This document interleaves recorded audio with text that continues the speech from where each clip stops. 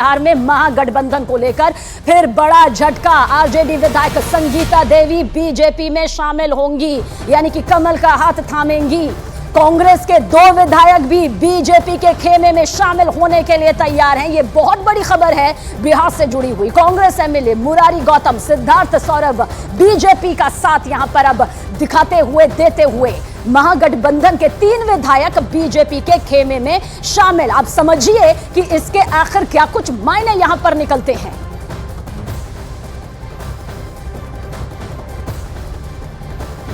तो यह बिहार की सियासत से जुड़ी हुई बहुत बड़ी खबर है। बिहार में महागठबंधन को जिस तरह से जोर का झटका जोर से लगा है और अब उसकी तस्वीर यहां पर सामने आएगी, तो ऐसे में अब यही कहा जा सकता है कि विपक्षी खेमे के लिए, इंडी खेमे के लिए यह किसी भी कीमत पर अच्छी खबर तो नहीं है।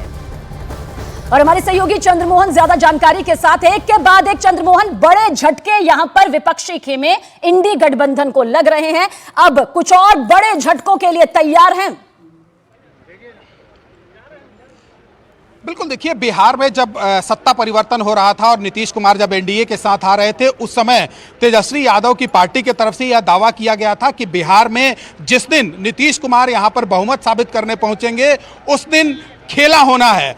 और तेजस्वी यादव के पार्टी में ही खेला होते हुए दिख रहा है, क्योंकि इससे पहले जिस दिन नीतीश कुमार को विश्वास मत हासिल करना था, उस दिन 3 विधायक जो विपक्ष में बैठे हुए थे वो सत्ता पक्ष में शामिल हो गए और आज 3 विधायक बीजेपी में शामिल हो गए। तो साफ तौर पर समझा जा सकता है कि ये महागठबंधन इंडी गठबंधन के लिए कितना बड़ा झटका है।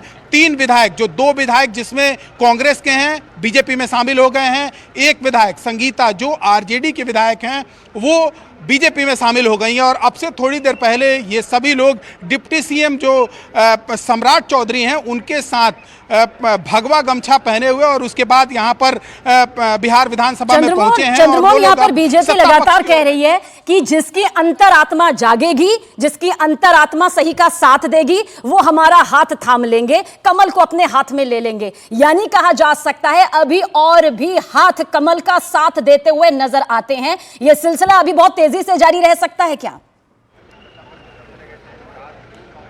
बिल्कुल, देखिए, साफ तौर पर यह दावा किया जा रहा है कि प्रधानमंत्री नरेंद्र मोदी में और बीजेपी में जिसको भी विश्वास है वो आने के लिए तैयार बैठे हुए हैं। और उसका सिलसिला जो है वो शुरू हो चुका है। जब नीतीश कुमार जिस दिन विश्वास मत हासिल कर रहे थे इस बिहार विधानसभा में, उससे पहले आरजेडी की तरफ से जो दावे किए जा रहे थे कि बिहार में अभी असली खेला होना बाकी है, तो कहीं ना कहीं आरजेडी और इंडी गठबंधन जो कांग्रेस मुख्य घटक दल है उन पार्टियों में खेला होते हुए दिख रहा है। और यही वजह है कि उस दिन 3 विधायक जो विपक्ष में बैठे हुए थे वो सत्ता पक्ष की ओर आ गए और आज 3 विधायक जो विपक्ष में बैठे हुए थे वो भी सत्ता पक्ष में आ गए, बीजेपी के साथ आ गए, सम्राट चौधरी के साथ सदन में पहुंचे हैं।